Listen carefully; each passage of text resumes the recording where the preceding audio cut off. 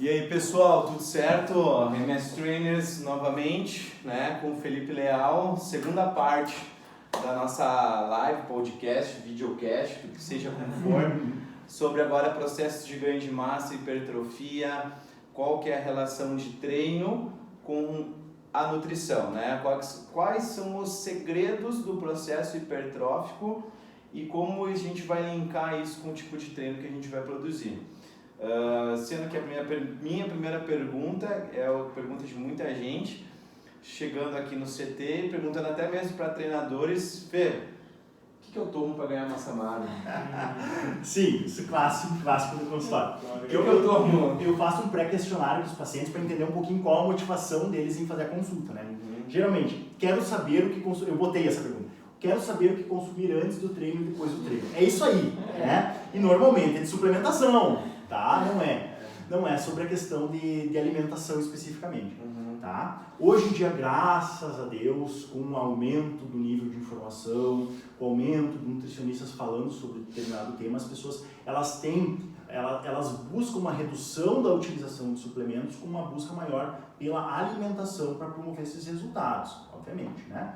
Mas é bem normal, bem tradicional as pessoas buscarem um método que seja mais promissor do que a alimentação para o ganho de massa muscular. Eu digo que o trabalho do nutricionista e do profissional da educação física é exatamente esse: mostrar que o que vai fazer a diferença é o nosso trabalho e não o suplemento. Porque eu vejo o paciente falando: eu ganhei massa depois que comecei a tomar whey. Não, tu ganhou massa depois que começou a se cuidar, que tu fez um pequeno superávit energético, que tu começou a treinar. E a gente tem que valorizar o nosso trabalho para ele não ficar naquela coisa: o suplemento, né, me fez ganhar. Eu já tive um paciente que parou de consultar e eu encontrei na rua e ele: eu vou voltar ali, só que eu tô sem dinheiro para comprar suplemento. Eu falei: não, cara, tem que comprar teus alimentos. Suplemento é consequência, a gente não precisa voltar, sabe?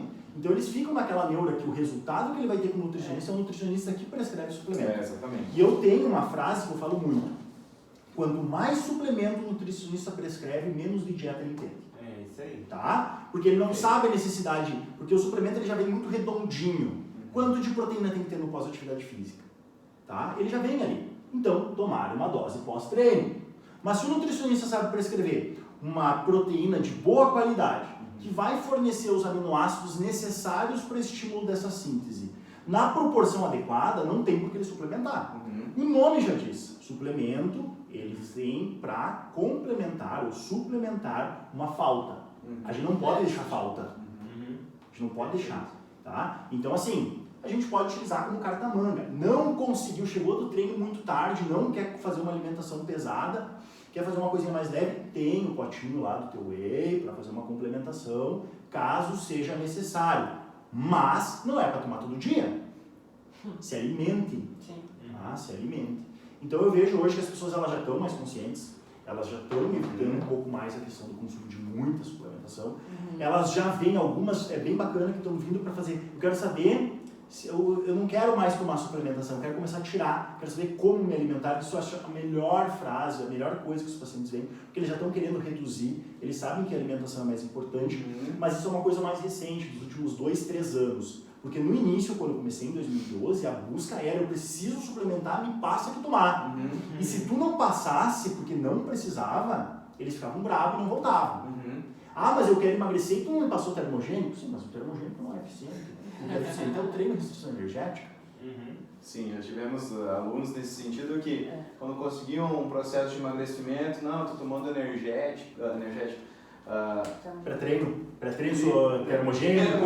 Algum termogênico, né? Isso que está resolvendo o problema, né? Então a gente também tem que esclarecer o que está funcionando para essa pessoa e não é do uso do suplemento ali, vai de repente auxiliar em alguma questão, né? E outra coisa, que agora a gente está falando especialmente sobre hipertrofia, tá? A nível de uma dieta com uma busca da hipertrofia, essa dieta vai ser muito completa. Ela, assim, é muito difícil que uma dieta com superávit energético tenha uma deficiência. Agora sim, a gente falando de superávit energético, né? Superávit energético. Então, agora a gente tem que consumir. Consumir, exatamente. E dentro das avaliações, eu vou te dizer que, cara, de 60, 70 até 80% da orientação de quando a gente não consegue fazer com que o corpo construa é porque a parte proteica está bem deficitária, bem baixa. Geralmente as pessoas não consomem proteína diária adequada. Então, quando a gente começa a falar disso, tem que tomar whey? Exatamente. Entendeu? Não. Aí então a gente orienta na busca do próximo passo, né, do processo das construções aqui, o nutricionista, para orientar nesse quesito. Porque a pessoa ela começa a se convencer que ela precisa de uma orientação mais profissional para que ela não perca tempo aqui e comece a valorizar o tempo dela aqui em treinamento e também na rotina dela. Não, com certeza. Certo? Então é nesse sentido que a gente faz essa orientação. O consumo proteico geralmente é baixo. Tá. A gente tem várias coisas associadas à questão do consumo proteico que são bem importantes, tá? Muitos indivíduos, eles têm uma alimentação totalmente desregrada em proteína, tá? Em quantidades pequenas. Tem indivíduos que têm uma ingestão proteica baixa no dia inteiro, em algumas refeições absurdas. São indivíduos que consomem 300 gramas de carne no almoço e 300 na janta, mas ao longo do dia eles não consomem e aquilo ali não vai fazer um processo hipertrófico adequado. Então, fazendo um parênteses bem rapidinho, para não perder o raciocínio. Então, não é o consumo diário.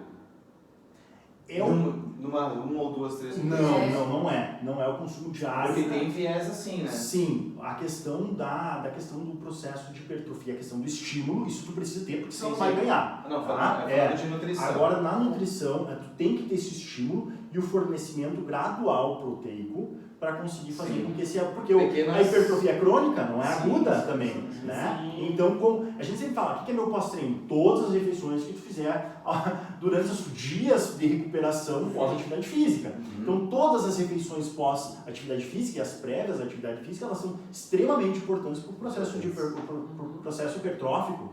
Todas as refeições. Todas. E se tu pegar e tentar colocar tudo numa, a proteína excedente ela vai acumular, mas não na musculatura. Tá?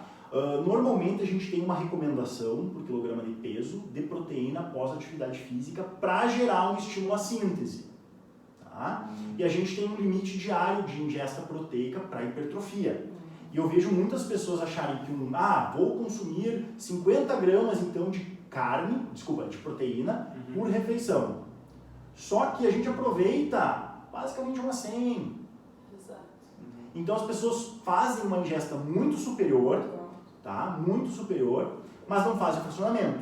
E às vezes as pessoas fazem, nos momentos necessários, uma ingesta muito inferior. Então a questão, o importante quando a gente pensa num processo hipertrófico, principalmente é fazer os ajustes da quantidade de proteína necessária para fazer uma estimulação à síntese, da recuperação do estágio que o treinamento proporcionou, ao longo do dia, visto que o processo anabólico é um processo crônico.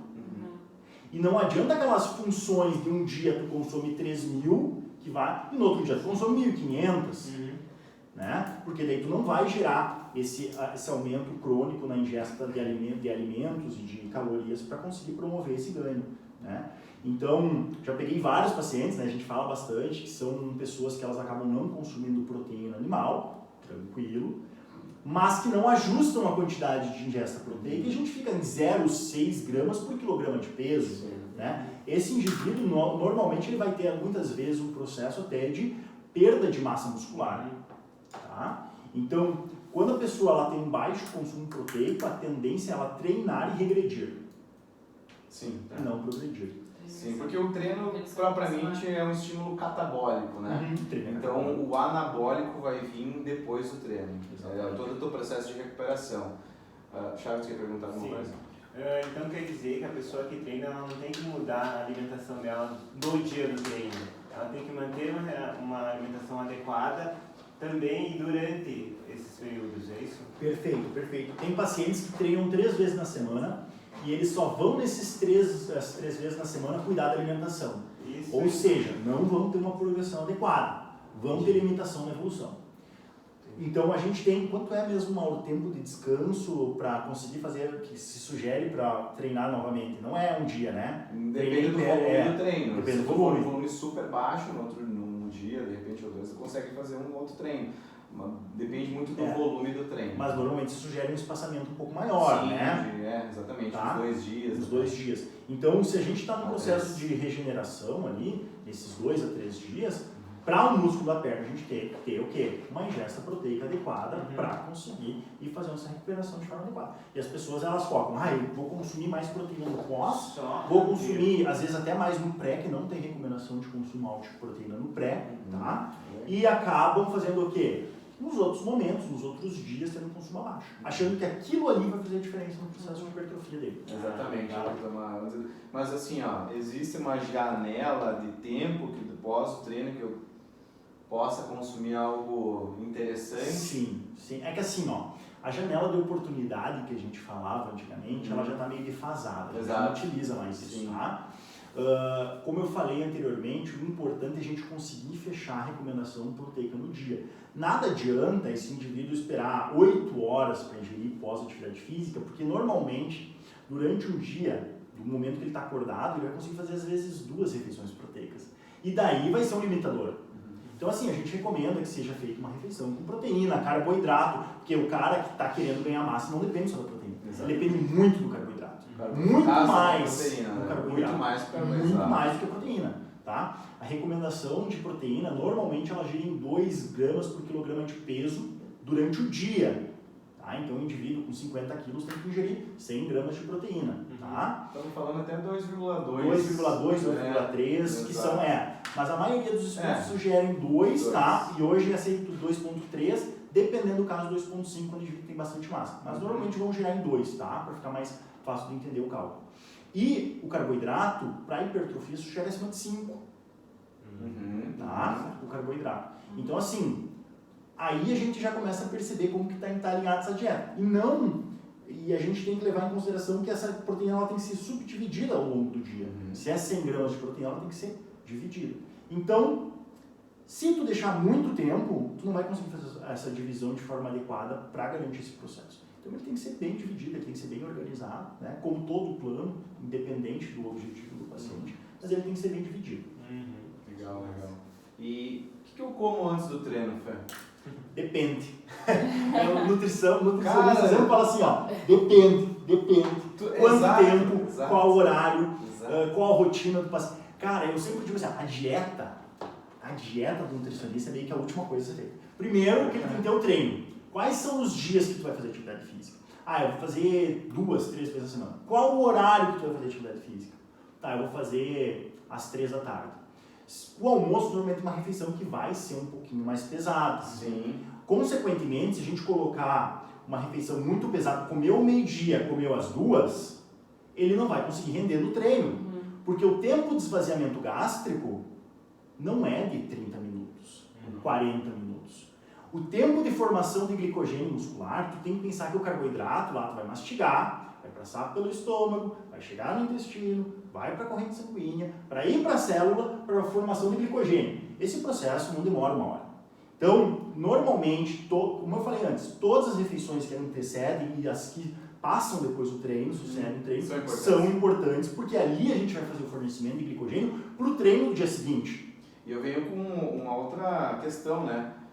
O tipo de treino que vai ser realizado, entendeu? Também muitas vezes não há essa conversa do Nutri com o treinador para análise do tipo de treino que vai ser passado. Se eu estou numa metodologia, de repente, até já falei isso nas nossas palestras, enfim, sobre o tipo de treino um pouquinho mais, vamos dizer de grosso modo, vou trabalhar um pouquinho mais de resistência, vias mais metabólicas e tudo mais. Eu vou ter um suporte mais calórico melhor para esse tipo de treino, porque vai exigir mais de glicogênio muscular, vai exigir mais trabalho nesse sentido. Com certeza. Agora, eu vou com um viés mais de carga, eu vou precisar com que, já que às vezes eu posso estar em restrição calórica, eu consiga dosar melhor a proteína, porque o músculo vai ser mais dependente nesse sentido, nesse tipo de treino. Sim, isso é a via fisiológica que a gente vai ter do treinamento, por isso que a gente tem as divisões, né? Elas vão ser totalmente dependentes da alimentação. Então não adianta eu botar uma alimentação que ela não seja condizente com o tipo de treinamento que o indivíduo realize. Tá? Então isso é extremamente importante. Por isso que é importante, eu sempre digo, que tipo de treinamento? É uma pergunta que eu faço, tu tá treinando quantas vezes na semana? qual que é o teu tipo de treinamento, tá? Para saber como fazer a prescrição. Como eu falei, a parte da nutrição geralmente é a última. Por isso que se periodiza também a nutrição. Exatamente, exatamente.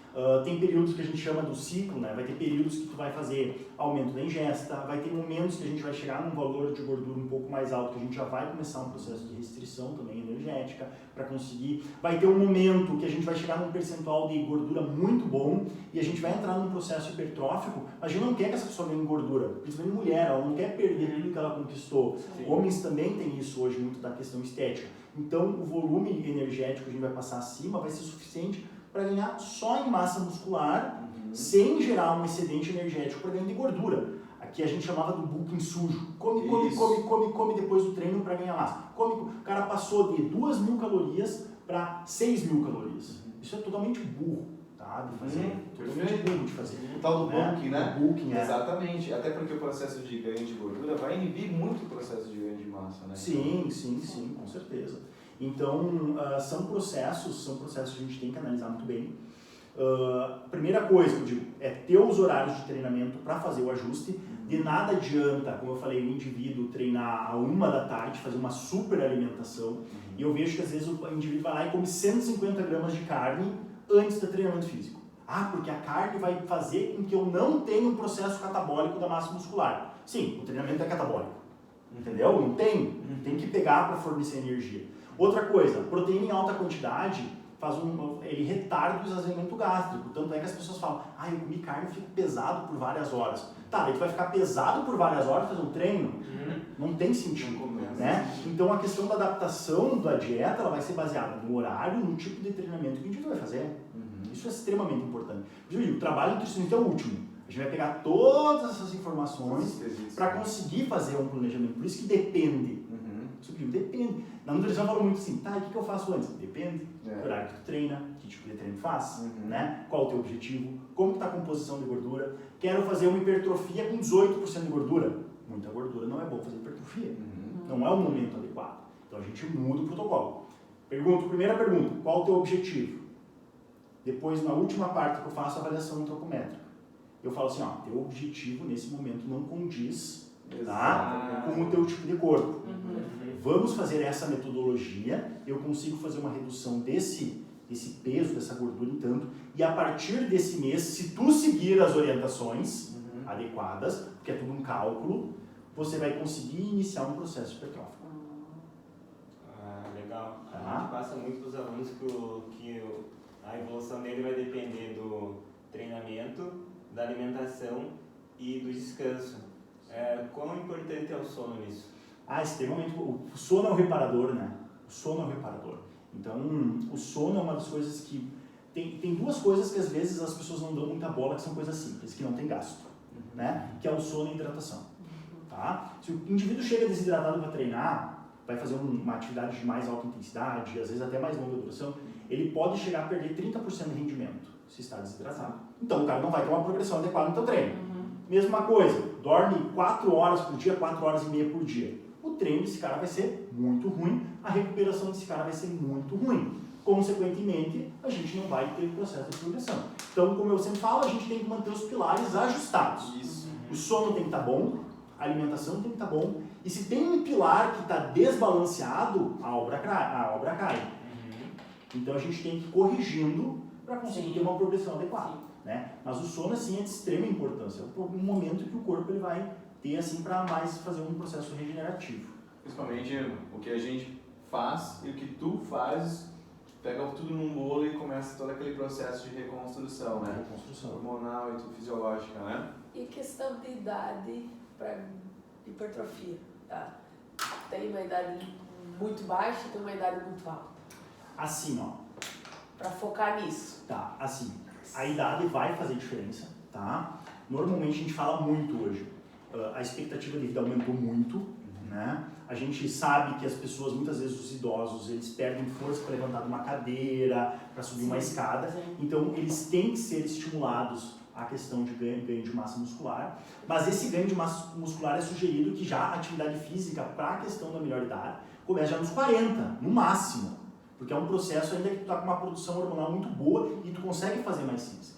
A partir dos 70 anos, 65, a gente entra mais uma fase de manutenção de todos os resultados que a gente teve, tá? Porque ali a gente já tem mais uma limitação por todas as trocas hormonais. Tá? A gente já tem baixa produção de testosterona, de H, a gente já vai tendo outras limitações. O indivíduo idoso às vezes não vai ter uma mastigação, principalmente depois dos 80, uma mastigação tão boa. Às vezes ele mora sozinho, não vai preparar a quantidade de proteína suficiente para fazer a manutenção. Já vai começar a deixar, porque ele já tem todo um processo de falta de treinamento, problema de lesão, já não vai treinar, não vai buscar orientação, vai tentar treinar uns dias, já vai se lesionar. Então assim, o importante é começar o quanto antes, tá? Só que o que eu vejo hoje? As mulheres acima de 40, tá? 37 anos, elas estão muito mais cuidadosas com o padrão alimentar e com o treinamento físico do que as mais novas, tá? Então nem sempre vai depender da questão da parte hormonal, porque essas mulheres vão ter muito mais progressão, muito mais evolução, porque elas já estão mais maduras da importância de uma alimentação saudável, tá? E da importância do treinamento físico na qualidade de vida delas. Hoje eu vejo muita desculpa das mulheres mais novas que estão no ápice de produção, que não treinam, bebem muita bebida alcoólica, dormem pouco porque vão para muita festa, homens também, tá? E acabam se descuidando bastante. Então, quanto antes iniciar, melhor. O ideal é começar, e hoje a gente já vê que até as escolas estão tirando a educação física, né? Tem que criar o hábito desde novo. Tem que criar o hábito da alimentação, principalmente por causa dos 50% de obesidade que a gente tem na população, tá? Quase 60, 58, 59. E também da questão da atividade física. Que é isso que vai diminuir o quadro de doenças crônicas não transmissíveis, que é isso que vai fazer com que eles tenham menos gasto, porque a maior parte do gasto do Brasil é doença crônica não transmissível, né? E que vai melhorar a expectativa de vida com qualidade. Tá? Isso. E nós defendemos bem essa questão da nutrição na escola, cara. Se tu pode ser... Tu tem que ter a matéria nutrição na escola, para as pessoas poderem saber alimentar-se. Não é ensinado isso, né? Algumas escolas particulares eu já vejo que estão introduzindo na parte da biologia, a parte da alimentação. Tá? Isso é bem bacana. Uma sobrinha minha esses dias me mandou mensagem lá sobre a questão de dieta, trabalho nutricionista, tipos de dieta. Eu achei bem bacana, sabe? Já ter essa introdução, mas não são todas, né? E a gente vê principalmente escolas estaduais e municipais, que eu acho assim a coisa mais nobre, que oferecendo refeição para os indivíduos que estão lá, tem muita discrepância. Um dia da comida, um dia da bolacha, um dia da fruta. Um dia da comida. Então assim, não tem uma regra de, uma população mais carente, vamos fornecer proteína. Pode ser o feijão e arroz tradicional, mas vamos fazer menos variação de alimentos, sabe? A nível assim de composição do biscoito ou da bolacha caseira para a questão do alimento. Latinha com bolacha Maria. Exatamente. Então assim, isso a gente tem que começar muito cedo, que é uma fase boa da pessoa já criar o hábito para quando está com 30 anos ainda continuar ativo, né? Para ainda continuar cuidando da alimentação e entender a importância disso. Eu vou trazer um assunto de atletas, assim, praticam esporte, que tem ainda tem muita coisa antiga que eles... eu não quero hipertrofia porque eu jogo futebol. Tá errado. E tem como alinhar essa dieta para o treino de hipertrofia e pro futebol. Digamos, eu treino 3 vezes específico, pratico 3 vezes de musculação e jogo no final de semana. Sim. Gente, a musculação é a base de tudo. É a base da atividade física, na minha opinião, tá? Isso eu vejo em pacientes ciclistas que não realizavam treinamento de resistência, treinamento resistido, né? E, consequentemente, tinham muita lesão. Começaram a fazer treinamento resistido, acabaram as lesões, tá? E ele começou a ter recuperação mais rápida, né? Pacientes corredores, se não fazem reforço, e às vezes não buscam dieta. E não buscam dieta. Eu só vou treinar aeróbio, tá? Treino leve, reforço. E não busca dieta. Isso. Mas eu queria hipertrofia. Sim. Tem como alinhar tudo isso praticando esporte? Só aquele esporte? Não. Tu diz assim... O esporte, treino... sem alimentação? Existe aquela visão diferente. Agora eles querem mudar. A gente induziu com alimentação. Tem como ajustar a alimentação para ter hipertrofia, para performar no esporte? Sim, tem sim, com certeza.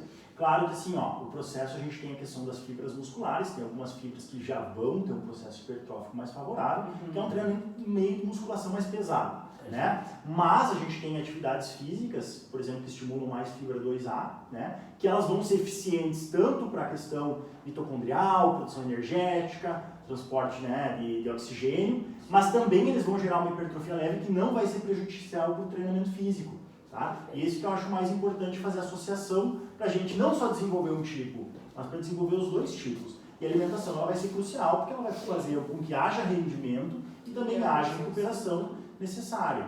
Tá? E a alimentação vai ficar oscilando ou vai seguir um... Normalmente, como eu falei, a parte do descanso, do processo regenerativo, através da alimentação, ela vai ser, tem que ser bem dividida, tá? Normalmente não se faz muita diferenciação na questão do aporte, porque a gente tem que fazer uma recuperação, por exemplo, de um dia de treinamento de musculação, já pensando no dia seguinte que ela vai fazer o treinamento de corrida. Então a gente já tem que fazer o processo de recuperação. Então a alimentação ela tem que seguir, não necessariamente padrão robótico, mas algumas especificidades. Obviamente, às vezes ele não vai treinar no mesmo horário, então vão ter adaptações para o dia que ele vai treinar amanhã cedo uma corrida e o dia que ele vai às 4 horas da tarde na academia, né? Mas como eu falei, vai depender muito do paciente, do horário do paciente, do padrão de treinamento do paciente, se a gente vai trabalhar com suplemento específico para a performance do paciente. Então são várias peculiaridades que têm que ser analisadas, né? Legal. Agora eu quero que tu me fale top 5 carboidratos e proteínas para hipertrofia muscular. Para as pessoas escolherem ali, de repente, ter esse know-how do esporte energético, porque vamos trazer duas coisas importantes, carboidratos e proteínas. Claro que a alimentação é todo um contexto, mas como às vezes perguntam, mas que tipo de carboidrato eu consumo às vezes, né? Vem até a pergunta, gente, não, você tem que consultar com o nutricionista. Mas você pode colocar 5 ideias, 3 ideias, enfim, de algumas interessantes e importantes. Que as pessoas não conhecem. Claro. Vai depender muito, né, da quantidade de peso que esse indivíduo tem que ganhar. Tem pessoas que têm um gasto energético super alto, então a gente tem que fazer alimentos com maior densidade energética, tá? E é normalmente o problema da hipertrofia, porque tu comer saudável e ganhar peso é diferente de tu comer mal e ganhar peso. Esse é um processo. Senão eu botaria lasanha de pré-treino, né? Então não tem fundamentação. Tá? Então, assim, eu vejo que as pessoas têm muito medo, por exemplo, de consumir. Hoje a gente está numa fobia de arroz. O arroz é um carboidrato importante, tá? Que pode ser utilizado tranquilamente, que vai ajudar bastante. Normalmente, em dietas de hipertrofia, eu tento preconizar carboidratos que têm maior quantidade de carboidrato por porção. Então, eu utilizo bastante a questão do macarrão, que tem digestão bem facilitada, tá? Mas as pessoas têm massa normal. Normalmente, em alguns momentos, a gente utiliza mais a integral, né? Por questão das fibras, tá? Para melhorar até o funcionamento e motilidade intestinal.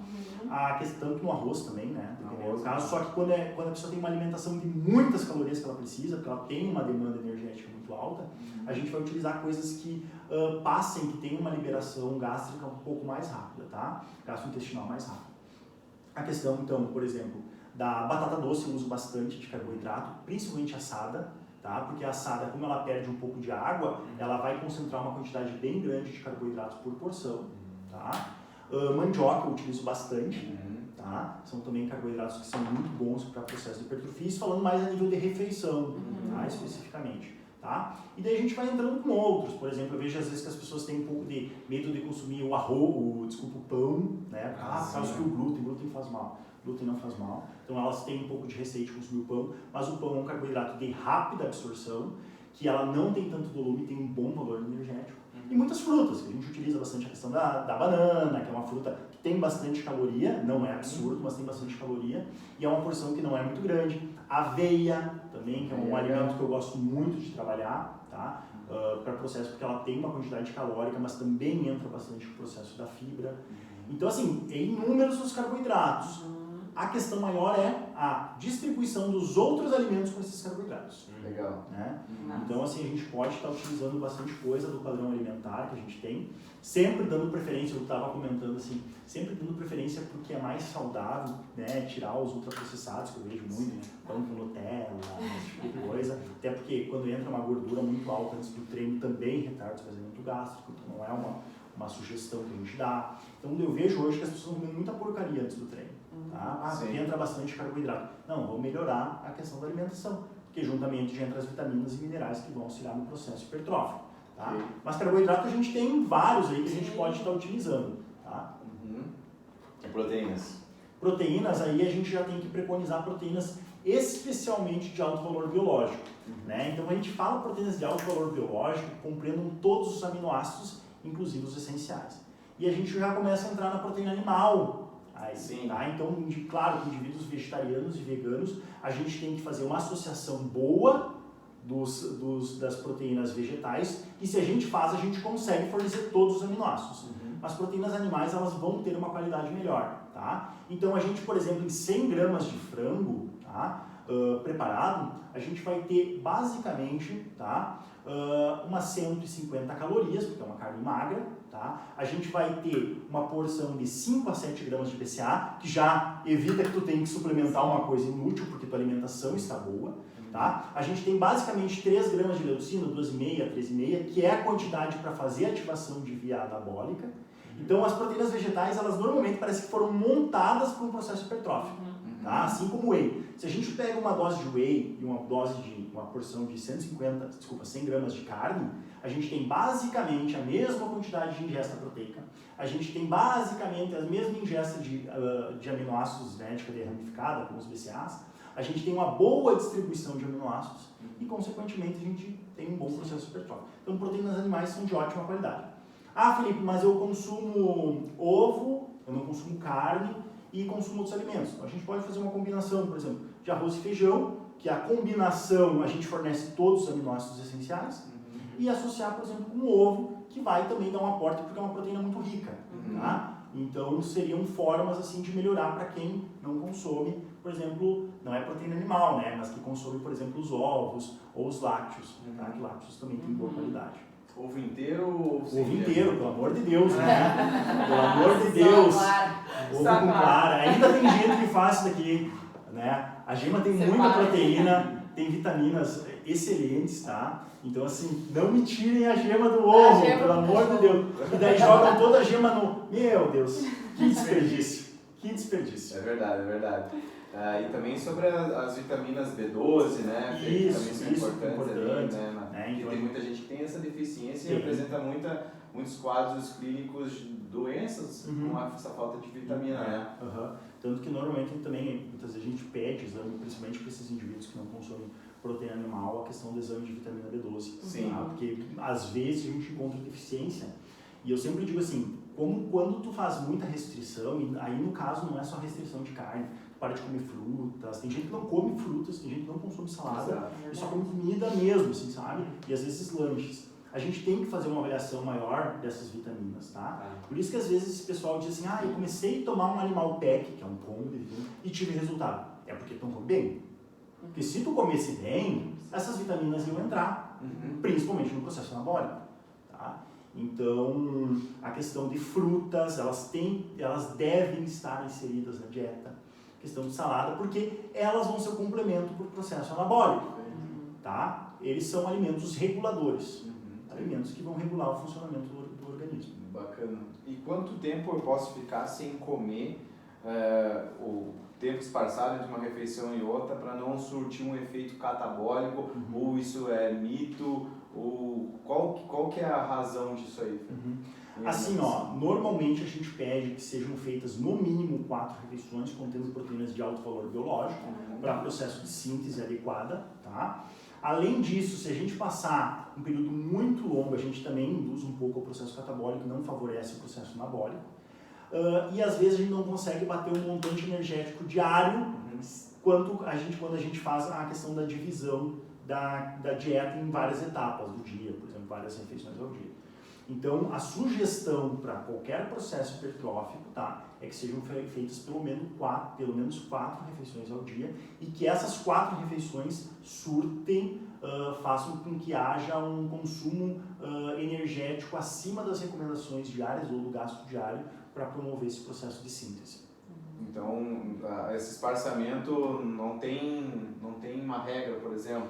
eu almocei, só vou jantar, ou tomei café, almoço, aí que janta. tá, se a gente fizer... Isso 4, 6 horas... o que eu digo para meus pacientes é o seguinte, tá? Eu geralmente vou passar por um processo anabólico 4 a 5 refeições no dia, no mínimo, 4, tá? E eu falo para ele assim, se tu antecipar muito, comer de 2 em 2, vai chegar 4 da tarde e não tem mais comida. E se tu espaçar de 8 em 8, tu vai estar dormindo, tem que acordar, teu sono para comer. Então não faz sentido. Depois eu vou perguntar isso. Então assim, a gente tenta limitar o máximo de 4 horas, até pelo fornecimento, que é o processo de digestão normal das proteínas animais. Tenta fazer essa divisão, tá? De 4 em 4 no máximo, não estender mais que isso, tá? E tentar fazer pelo menos 4 refeições, porque muitas vezes esses indivíduos precisam comer 4.000, 5.000 calorias. Tu imagina tu comer 5.000 calorias em 4 refeições. É melhor que o mês passado. Com certeza. Entendi. Esse papo de acordar para tomar um shake de whey é bobagem. É bobagem. Principalmente de madrugada, né? Interromper o sono, tá? É bobagem. Então, e até porque um shake de whey tem 120 calorias, né? Então, assim, teria que ser feito um shake completo aí, de umas 800 calorias, aí, 600 no mínimo, para conseguir gerar esse processo. Ok. Tem muita coisa sendo vendida nos mercados nessa parte suplementar. Suplementos. O que realmente distorce muito, a gente não sabe bem certo se funciona ou não, porque se tu for perguntar pro vendedor, ele vai dizer que tudo funciona. O que tu vê, assim, mais ou menos sobre isso? Vamos falar sobre suplementação no geral, tá? Então, assim, suplementos para processo hipertrófico, a creatina é extremamente eficiente, tá? Então, é um suplemento, assim, que hoje eu vejo que a maioria das pessoas que estão buscando hipertrofia consomem. O whey, ele não tem uma eficiência tão boa, na verdade, ele tem uma eficiência muito boa, mas quem tem alimentação adequada não precisaria fazer utilização. Então, seria um suplemento que seria, assim, uma carta na manga para quando tu não se alimenta, tu fazer essa inserção desse produto. Mas normalmente ele vai se alimentar, porque foi passado na dieta para... algumas vitaminas que a gente não tem muita exposição. Aqui no sul a gente praticamente fica... Hoje a maioria das pessoas ficam totalmente fechadas, saem no final do dia do trabalho e acabam não tendo uma boa quantidade de vitamina D. A cada 10 exames que eu pego, 8 a 9 tem falta de vitamina D, então precisa ser corrigido. É um suplemento que eu corrijo bastante, tá? Ômega 3 a gente praticamente não consome, então a gente tem déficit. E o ômega 3 é extremamente importante para diversas funções, função cognitiva, visão, cardíaca. Show. Então, assim, esses suplementos, eu digo assim, que são suplementos meio que necessários, tá, para um processo anabólico adequado, tá, porque eles fazem um bom fornecimento. Ah, mas e vitaminas? Vitaminas, como eu falei anteriormente, como tu come bastante coisa de boa qualidade, tu não vai precisar ser dependente delas, tá? Polivitamínicos, né? Multivitamínicos, exatamente. Então, assim, esses suplementos acabam não fazendo parte, normalmente, de uma dieta de hipertrofia, tá? Tá. E o tribulus terrestre? Para aumento da testosterona, não funciona. Isso. Tá? Maca peruana também não, para esse processo. Tribulus associado à maca, então. Aí que tá. Tribulus e maca, tá? Eles não são funcionais. Eles, assim, eles não vão ser eficientes para o processo hipertrófico. Tá? Então não teria validade, as pessoas falam muito que seria bom, não seria bom.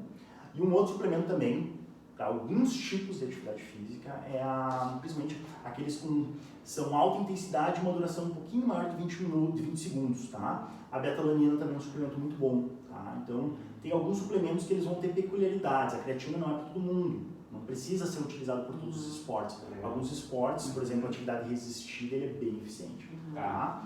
Então tem sempre as peculiaridades, né? Que nem vitamina D, só tem acima de 30 e poucos, não precisaria fazer utilização. Então são algumas coisas que a gente tem que analisar antes da prescrição. Por isso que o suplemento, ele geralmente vai ser uma das últimas coisas a ser feitas, porque a gente vai tentar corrigir ao máximo a alimentação, para depois, se faltar, a gente colocar. Mas ômega, como eu falei, falta. Normalmente vitamina D falta, tá? Creatina é bem eficiente. Outro suplemento muito bom para performance é a cafeína, só que a gente pode tomar café, né? Então não necessariamente precise. Mas tem pessoas que são um pouco mais resistentes e a gente pode estar utilizando cafeína, tá? E quando a gente fala de pré-treino, né, Mauro? Pré-treino, pegar um psicote, pegar um Jack 3D, basicamente o que vai fazer a diferença ali dentro é a cafeína mesmo, que é o estimulante. Então suplementa com cafeína, pode pegar em farmácia cafeína 210, 150 mg, que vai ser muito mais barato e vai ter a mesma eficiência a nível de performance. Show, bacana. Cafeína não é vilã. Cafeína não é Não é vilã. vilão. Cafezinho não é vilão. Mas você falava muito do café com a creatina, nada a ver. Assim, ó, pensava-se muito da associação da creatina com o café, de absorção igual, mas perda de funcionalidade, mas isso não está comprovado. Não. Tá? Não está comprovado. Então, assim, eu evito um pouco, mas hoje já está meio batido essa parte. Daria para fazer acrescentar. Eu normalmente coloco a creatina pós-atividade física, tá? Junto com alguma refeição pós-atividade física, tá? Mas ele pode ser consumido em outros momentos do dia. Ok. E o ômega 3 entraria em que situação no corpo fisiologicamente? Recuperação? Não, o ômega 3 especificamente ele vai entrar para processos anti-inflamatórios, para processos aí de melhora cognitiva, parte de visão, mas ele exerce um papel bem fundamental no processo anti-inflamatório. Tá? Anti-inflamatório também. Processos, por exemplo, pessoas que sofrem de psoríase, tá? Normalmente a gente recomenda doses muito altas de ômega, tá? Pessoas que passam por uma lesão, uma inflamação de cotovelo, joelho, também a gente vai passar a recomendação de aumento do consumo de ômega. Então o ômega é uma coisa que falta, que tem que ser complementada. Tem que ser complementada. A água. É interessante falar sobre a água porque a gente pensa que é só para hidratação, mas também para lubrificação, ou, enfim, de algumas articulações, né, que são sinoviais.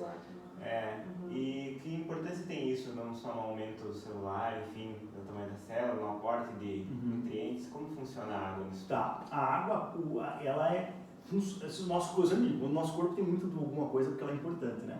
Então a água basicamente ele vai ter uma composição de 70% do nosso organismo. A parte muscular principalmente, ela é dependente totalmente de água. A água ela exerce várias funções no nosso organismo, desde transporte, esse tipo de coisa. Mas o que a gente fala muito? Uma desidratação, né? Um nível de desidratação que é muito comum, ele faz também bastante perda de performance. Uma perda de performance, consequentemente, vai fazer com que haja menos evolução a nível de treinamento, porque tu não está rendendo os teus 100% como tu poderia. Tem alguns sinais que o nosso corpo já manifesta a nível de desidratação. Por exemplo, quando a gente está a 1% de desidratação, a gente já começa a sentir sede. E o importante é a gente manter o estado de euidratação, que é se manter hidratado ao longo do dia. Tá? Então isso é extremamente importante. Então, duas formas de analisar a desidratação é a coloração de urina, né? Quando a urina começa a ficar mais turva e amarelada, e também no processo de sensação de boca seca. Aí a gente já está desidratado, precisa o quanto antes fazer reposição. E as pessoas têm muita dificuldade de tomar a água necessária por dia. Tá? A gente recomenda no mínimo 30 ml por quilograma de peso a 50. Tá? Essa é a recomendação básica. Só que se as pessoas consumirem pelo menos um copinho de 250 ml por hora, normalmente elas vão bater recomendação. E se a gente for pensar, 250 ml, cada 20, 15 minutos que tu toma um gole de água, tu bate. Então, tendo um copinho de água junto, toma um gole, depois toma um gole, tá? Tu vai normalmente ultrapassar a recomendação. Tá? Então, é uma coisa muito fácil, uma coisa muito importante. Já tive pacientes que foram consultar comigo e através da conversa eu vi lábio rachado, assim, ó, com aquela sensação bem de desidratação, e que tinham um péssimo rendimento, muito quadro de câimbra, baixo rendimento, e que estavam se frustrando, inclusive, a processos, por exemplo, era um cara que pedalava e ele trabalhava muito exposto ao sol, tá? Então ele tinha um baixo nível de hidratação e um alto nível de desidratação. E ele foi lá, eu fiz um recordatório e vi que ele estava se alimentando bem. Não para o processo que estava ocasionando para ele, tá? E eu vi pela forma que ele se manifestava, de boca seca, tipo de coisa, que era desidratação. Então eu falei, a partir de agora tu vai fazer essa hidratação, né? Esse paciente nem voltou, me encontrou na rua esses dias e falou, cara, não acredito que eu paguei uma consulta para tu mandar tomar água. E resolveu. E resolveu. Aumentou minha performance, aumentou tudo. Então assim, a alimentação dele não era problema. Não tinha que fazer um ajuste fino, porque ele se alimentava bem. Só que ele consumia muito pouca água. Ele tinha uma grande taxa de desidratação e uma baixa taxa de hidratação. Geralmente as pessoas pensam que vou tomar água porque eu estou com sede só. Já está errado, né? Ativa de novo, né? Já está errado. E outra questão, chimarrão hidrata ou desidrata? Normalmente, eu sempre pergunto assim, quanto de água você toma, né? E quanto de fluido ao total? Porque algumas pessoas vão falar que tomam 500 ml de água, que não faz sentido, o corpo não funciona aí. né? Então a gente tem que lembrar que a gente tem água livre dos alimentos, a gente cozinha um arroz, tem água lá dentro, a gente cozinha uma massa, a gente tem água lá dentro. Então parte da hidratação vem disso também. E a questão dos chás, cafés, eles entram fluido no corpo, tá? Então eles fazem parte, só que muitas vezes eles têm alguns processos que entram junto, por exemplo, a cafeína é estimulante, o chimarrão também é estimulante, também muitas vezes pode fazer com que tu urine mais e se hidrate. Mas a hidratação ela acontece, tá? Então ele hidrata dá pra também. contar. Daria para contar, mas seria um somatório maior de água e aquilo ali um complemento, tá? Aquilo ali é um complemento, porque aquilo ali tem outros compostos bioativos, né? Sim. Ok. Obviamente tem gente que toma 2 litros de chimarrão por dia e não toma nada de água, né? Pois é. Então, a gente tem que aumentar o consumo de água, reduzir um pouco do chimarrão, mas daria para consumir igual, até porque é tradicional para nós. Ok, bacana. Ótimo. Mas, Fê, alguma questão de consultório, mesmo pergunta que te faço da questão do emagrecimento, que tu pode trazer como recorrência no processo de hipertrofia, que tu vê que geralmente a galera erra e que a gente não conseguiu trazer até aqui na nossa... Assim, o que eu vejo? O maior problema dos pacientes com processo hipertrófico. Exacerbado o consumo proteico, muitas vezes ultrapassa os 3 gramas por quilograma de peso, tá? E o processo de alto consumo proteico, normalmente, como a proteína possui uma digestão mais lenta, causa muita saciedade.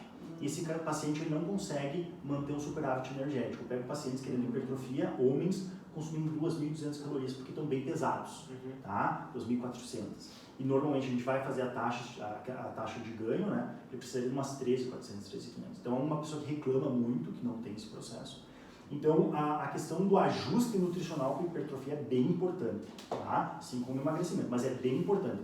Redução de proteína na quantidade necessária para esse estímulo, aumento do carboidrato, porque o processo de digestão é mais fácil, tá? Evitar consumos excessivos de proteína antes do treinamento físico por redução de performance. Então são vários critérios a serem analisados. Tem muito mais erro na hipertrofia do que na redução de peso. Tem muito mais erro, tá? Normalmente o erro na redução de peso é de consumo de coisas que não estavam lá, que tem alta densidade energética. Na questão de ganho de massa, tem muito erro a ser ajustado. As pessoas acham que é só comer carne. Comer bastante carne para ganhar massa muscular. É aquela informação da internet, né? Informação da internet. Que é sempre a pessoa vai avaliar por isso, né?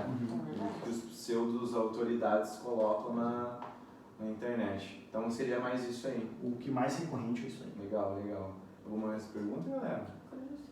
Acho que tá bem bacana. Cara, não tem preço isso que tu veio fazer aqui com a gente hoje.